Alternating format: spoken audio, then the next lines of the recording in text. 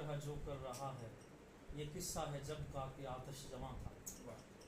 یہ سر ایک غزل ہے، اس کو ایک انڈین چینل پہ پڑھا گیا کسی نے اور یوٹیوب پر ڈالا، اور اس کے میں رات کو دیکھ رہا تھا، اس پر 39,000 شیئرز ہیں،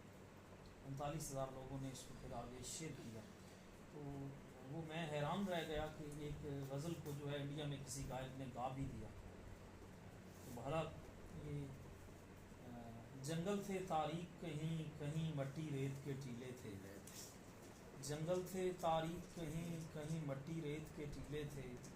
عشق کی راہ میں آنے والے پتھر بھی نوکیلے تھے۔ تو یہ عشق کا راستہ ہے، اور عشق جو ہے اس میں حقیقی عشق بھی لیا جا سکتا ہے، اس کی بات جو ہے وہ حقیقی عشق کی طرف بھی ہے۔ حقیقی عشق بھی حاصل کرنا جو ہے وہ بہت ہی مشکل ہے، مجازی تک تو ہم پہنچ سکتے ہیں۔ جنگل تھے تاریک کہیں کہیں مٹی ریت کے ٹیلے تھے، عشق کی راہ میں آنے والے پتھر بھی نوکیلے تھے، اور تیرے ہجر کے ناک کا ڈسنا کچھ اتنا زہریلا تھا، تیرے ہجر کے ناک کا ڈسنا کچھ اتنا زہریلا تھا، میری آنکھ سے بہنے والے آنسو نیلے تھے، تیرے ہجر کے ناک کا ڈسنا کچھ اتنا زہریلا تھا، میری آنکھ سے بہنے والے آنسو نیلے نیلے تھے، اپنی قسمت کب ایسی تھی سرخ سفید ہمیں ملتے،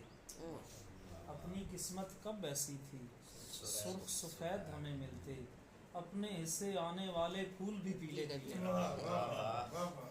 اور سانسوں کی شطرنج بھی ہارے پھر بھی مل نہ پائے ہو، سانسوں کی شطرنج بھی ہارے پھر بھی مل نہ پائے ہو، ان کے پیار میں حائل شاید ریت رواج قبیلے تھے۔ بڑی مہربانی۔